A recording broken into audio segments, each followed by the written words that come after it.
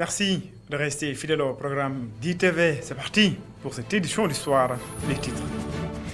Conflit foncier au Sénégal, l'État cherche des solutions. Une convention de partenariat a été d'ailleurs signée avec le comité de pilotage sur la gestion du foncier. Tabaski 2023, le prix du mouton très cher à Dakar. Conséquence, des pères de famille se rendent à Sandiara pour avoir un mouton à bas prix. Et puis, le liquide précieux ne coule pas à certaines heures à Yoff, une situation qui n'est pas du goût des habitants. La situation est insupportable selon eux. Ils interpellent les autorités. Voilà pour les titres. Le développement, c'est dans une poignée de secondes.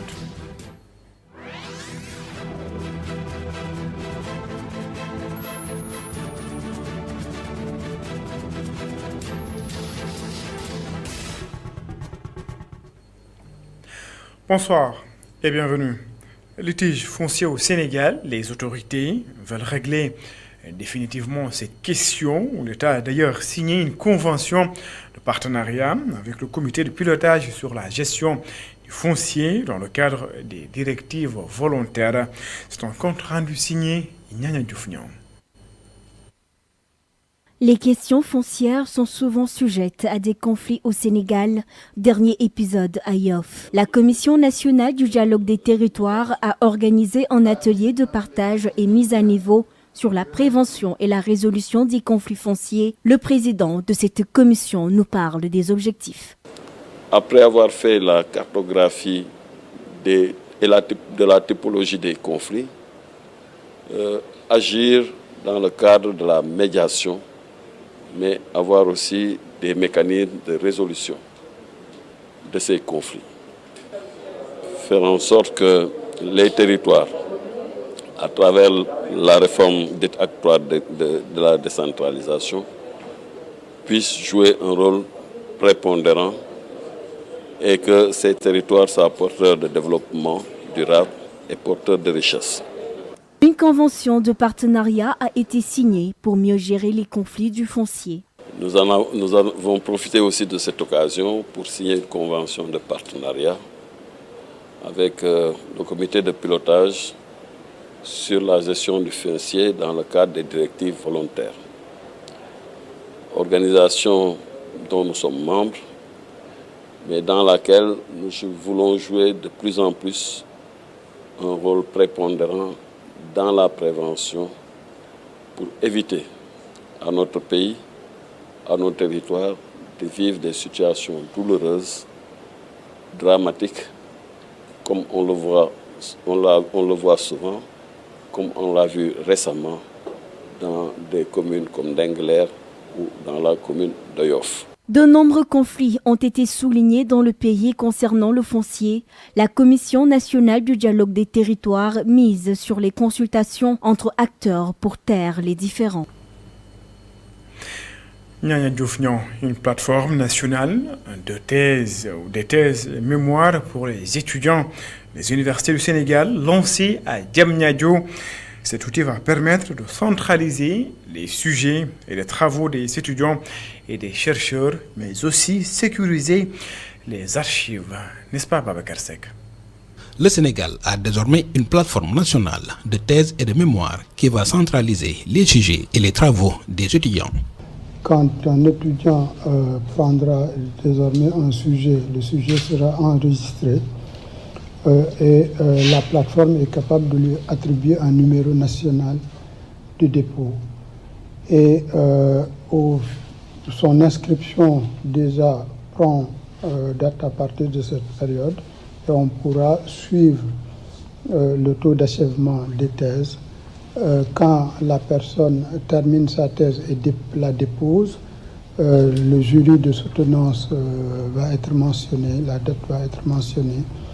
Le texte intégral de la thèse lui-même sera disponible et on pourra éventuellement faire un certain nombre d'activités scientifiques sur la thèse. Cette plateforme fait partie du processus de numérisation des archives nationales voulu par l'État du Sénégal. Donc c'est clair que Ça, c'est un pas important pour, en tout cas, la dynamisation de nos écoles doctorales. Maintenant, évidemment, aussi, comme vous l'avez dit, le président de la République a donné instruction pour qu'on numérise nos archives de façon générale au niveau national. Il faut dire que chaque université avait déjà sa plateforme. Ce qu'on est en train de faire là, c'est vraiment d'avoir une plateforme nationale qui permet sur une seule plateforme de voir tout ce qui se fait au Sénégal en termes de master, en termes de mémoire du moins, en termes de thèse. Et l'idée, c'est d'avancer pour arriver comme en Europe, de faire en sorte qu'il y ait des plateformes pour toutes les publications scientifiques au Sénégal. Après une phase de test concluant, la plateforme sera mise en ligne incessamment. Élaboration de la version préliminaire du rapport sur la vision long terme 2050 du Sénégal sur les changements climatiques et la feuille de route donc pour l'opéralisation de la stratégie de développement à faible émission. Le ministère de l'Environnement, du Développement durable et de la Transition écologique et le ministère du Pétrole, en collaboration avec Enda Énergie, sont en conclave à Somone durant 3 jours.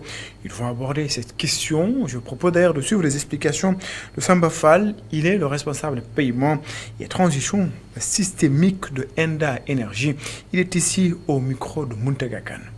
Le Sénégal aussi, à l'instar des autres pays membres signataires de la Convention cadre des Nations Unies sur les changements climatiques, entend aussi soumettre un document de vision sur le long terme jusqu'à l'horizon 2050 pour non seulement contribuer à la mise en œuvre du PSE déjà établi, mais aussi permettre au Sénégal d'identifier les trajectoires sobres et résilientes au changement climatique qui vont permettre au Sénégal d'avoir une rampe de développement plus contribuant à l'économie transformationnelle proposée, mais aussi contribuer à l'objectif global du rehaussement de l'ambition climatique déjà déclinée dans l'accord de Paris.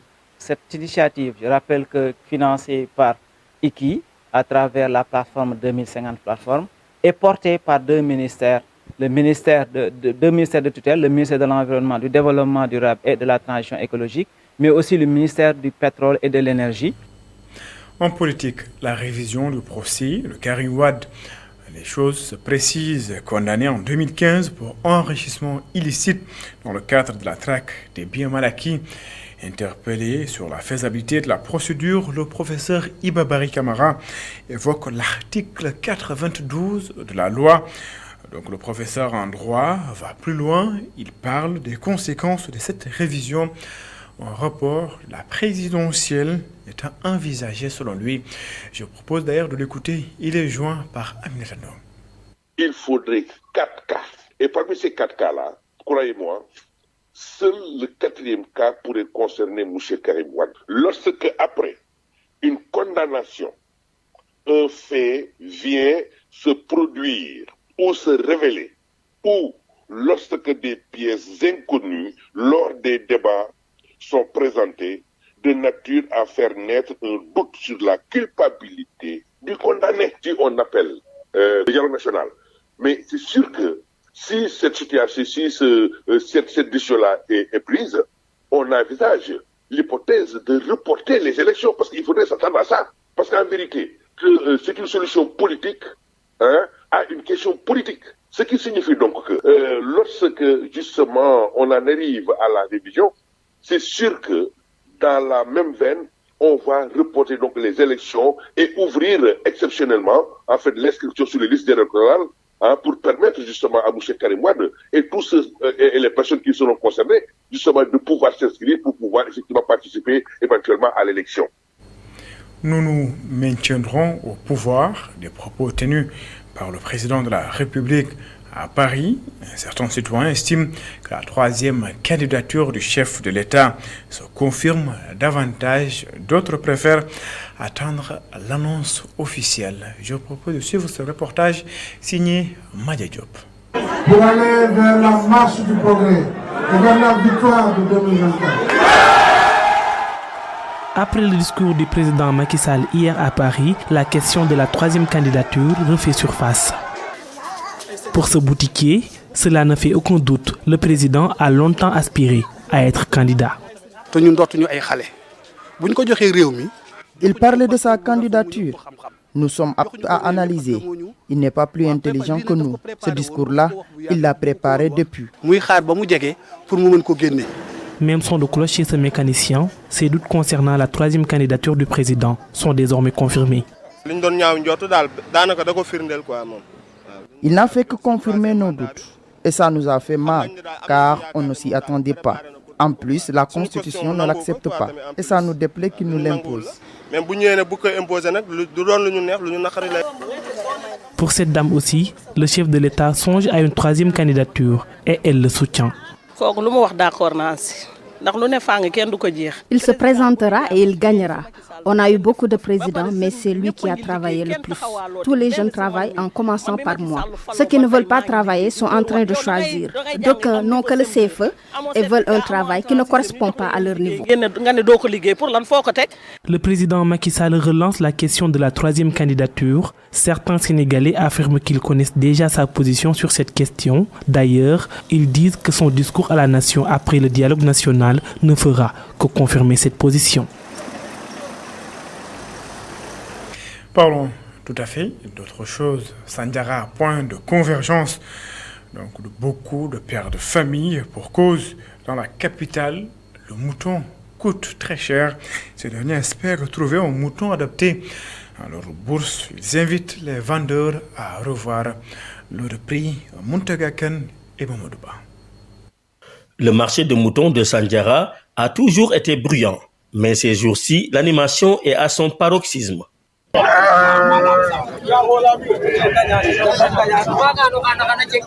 Ce marché, qui est réputé vendre à bon prix, présente des béliers hors de portée de la plupart des clients. Le porte-parole des vendeurs, qui admet la cherté des bêtes, conseille aux clients de prétendre aux moutons qui sont à la hauteur de leur bourse.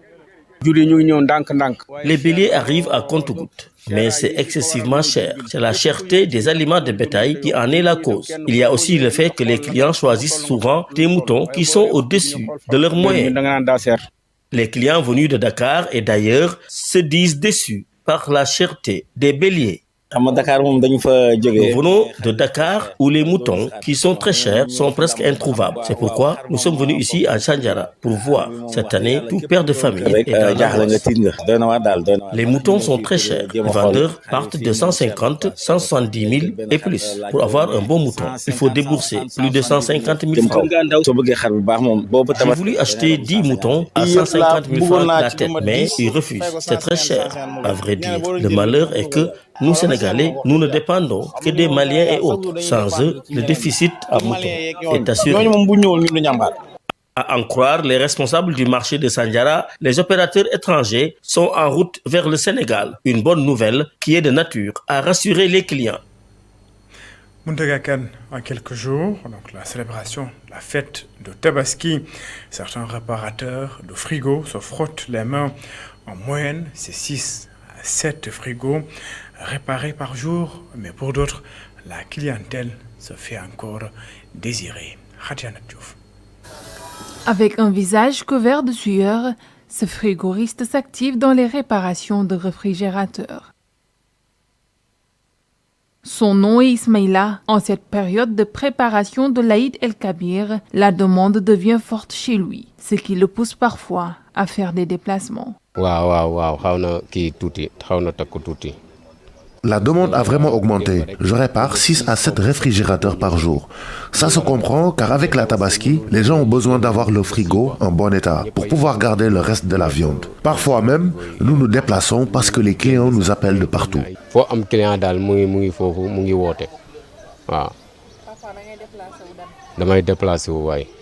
Pas le même rythme chez cet autre frigoriste au marché Sam. Ici, les clients se font désirer. Les clients viennent petit à petit, mais ils venaient plus l'année dernière. Peut-être qu'ils attendent le dernier moment aussi. Ces réparateurs espèrent que les clients vont augmenter d'ici la Tabaski. Il se pourrait que les clients continuent à augmenter. Je commence même à être débordé car je pars parfois jusqu'à Dias pour des réparations. À quelques jours de l'Aïd el-Kabir, l'ambiance reste timide chez certains réparateurs de frigos, même si d'autres se sentent déjà très débordés. Je le disais en titre à Yoff, l'eau ne coule pas du robinet à certaines heures, une situation qui n'est pas du goût des habitants. Certains d'entre eux sont obligés de veiller entre 1h du matin, entre 1h et 4h du matin pour avoir le liquide précieux. Ils veulent que les autorités mettent fin à leur calvaire. C'est un reportage signé Alioune Sow et Sidignon. Des robinets à sec, des heures à attendre le liquide précieux. Ces personnes déboussolées souffrent pour puiser de l'eau. Pape Djibril Diop, trouvé en train de remplir un réservoir, vit ce calvaire depuis 6 mois. Depuis 6 mois, les Yoffois crient un manque d'eau crucial. Parce que moi-même qui vous parle, je ne me suis pas encore lavé, du fait que les robinets sont coupés. Et on est obligé d'attendre 3 heures du matin ou bien 4 heures pour puiser des réserves. Après la maison des Diop, nous voici dans un autre foyer. Ici, l'eau du robinet coule, mais la pression est lente. Ndaïmati Diouf est obligé de passer la nuit ou d'aller dans les écoles pour avoir du liquide précieux. À 4 h, 5 h du matin. Je me lève à 4 h, voire même 5 h du matin pour aller puiser de l'eau dans les écoles. Et cette situation est difficile. Je suis obligée de laisser mon enfant à la maison. Pas plus tard qu'hier, j'ai passé la nuit ici entre 1 h du matin et 4 h 25. J'étais là, mais j'ai même pas pu avoir ce que je voulais, car la pression était lente. Parce que pression bi kiwul won, forul won. L'eau demeure introuvable à une certaine heure à Yoff. Se laver, un véritable problème en cette période de forte chaleur. Malgré cela, les factures ont augmenté, d'après notre interlocuteur. On est en période d'été. C'est le moment où les gens ont plus besoin d'eau. Donc, ce serait inacceptable que nous manquions d'eau. D'autant plus que les factures sont très chères. Les factures d'eau sont devenues très chères. Maintenant, payer et en retour avoir ne pas avoir d'eau, donc ce n'est pas juste. 6 mois que la population de Yoff est obligée de rester jusque tard dans la nuit pour voir l'eau couler des robinets, une situation qui impacte négativement leur quotidien. Ces derniers demandent l'aide des autorités compétentes. Alioune Sow, la CNO, explique cette situation par la demande qui est selon elle très forte à cause de la canicule. La direction s'excuse d'ailleurs auprès des consommateurs. D'après le directeur territorial Dakar-Ville, la CNO est en train de faire tourner ses usines 24 heures sur 24. La situation va s'améliorer dans les jours à venir. Je vous propose de suivre les explications de Pape Abdou Mbaye. Il était joint par Antoine Diouf. Ce qui explique cela principalement, c'est qu'en fait, il y a une montée des besoins en eau avec l'installation de la canicule. Donc, comme nous l'avons tous constaté, ces temps-ci, la chaleur a un peu poussé au niveau de beaucoup de quartiers de Dakar, ce qui fait qu'en fait, la demande en eau a considérablement augmenté. Et dans ces conditions, dans certains quartiers, du fait un peu de leur position topographique, du fait de leur position en bout de réseau parce qu'ils sont les derniers à être alimentés par rapport à un réservoir qui les dessert. Donc cela fait qu'effectivement dans beaucoup de quartiers, surtout sur l'axe de Yoff et un peu dans certaines zones de Yoff, dans certaines zones de Ouakam, nous notons des difficultés, des tensions dans la distribution en eau. Nous commençons à faire des améliorations sur ces axes de Yoff parce que tout simplement nous travaillons continuellement un peu à dispatcher encore davantage de l'eau que nous avons à disposition. Et puis signaler au passage également que l'ensemble de nos ouvrages de production fonctionnent aujourd'hui H24. Toute la production disponible est mise à disposition des populations. Maintenant, comme je l'ai dit tout à l'heure, donc il va falloir déjà accompagner tout cela par des gestes d'économie d'eau, surtout au niveau de ces quartiers où on a une présence d'eau en continu parce que tout simplement ils sont dans des zones favorables. Donc ça, c'est une chose à faire. L'autre chose également que nous sommes en train de faire, c'est de voir un tout petit peu comment est-ce que nous pouvons faire pour mobiliser davantage de ressources au niveau de nos usines de production pour un peu répondre favorablement à cette demande-là. Dans les jours à venir, nous allons pouvoir un peu améliorer la desserte dans toutes ces zones. L'Agence de développement local offre une boulangerie mobile, une capacité de production de 3000 pains par jour aux populations de Daruminam. Selon le directeur général de l'agence, ce geste entre dans le cadre d'un vaste projet dénommé Andara, une boulangerie mobile en champ du savoir. Omar Ndiaye et Boubacar Falbop. Accueilli par une foule enthousiaste venue répondre à l'appel de Cherin Cheikh Gaïndé Fatambake, fils du Khalif général des Mourides. Le directeur général de l'Agence pour le développement local ADL, Abdoulaye Ndaw, a procédé à Daruminam Salom dans le département de Malem Hodar au lancement du projet Un Dara, une boulangerie mobile, un champ du savoir. Nous sommes venus ici aujourd'hui à Daruminam pour leur apporter une boulangerie mobile qui s'inscrit dans un projet intégré. Un Dara, une boulangerie mobile, un champ du savoir. Le champ du savoir, c'est un champ de maïs, un champ de mil. Un tel acte répond également, selon Mouchendao, à la synergie des efforts pour l'autosuffisance alimentaire du Sénégal qui exploite chaque année 750 000 tonnes de blé par an pour une valeur estimée à 149 milliards de francs CFA. Nous pouvons dire que le Sénégal importe chaque année 754 000 tonnes de blé pour une valeur de 149 milliards. C'est la raison pour laquelle le gouvernement du Sénégal a décidé cette année de lancer un grand programme appelé Programme Blé. Alors, cette boulangerie mobile permettra au Dara de développer des activités génératrices de revenus, mais également d'avoir un champ, de le cultiver et les recettes qui sont issues de ce champ-là va financer le Dara.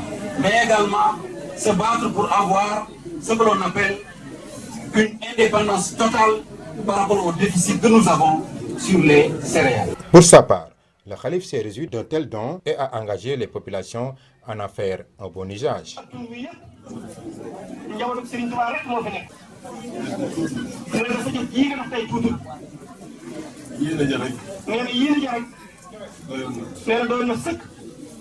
Rappelons que le directeur de l'ADL, qui procédera ainsi au lancement du projet, entend l'étendre dans d'autres localités pour aider à la résilience des populations.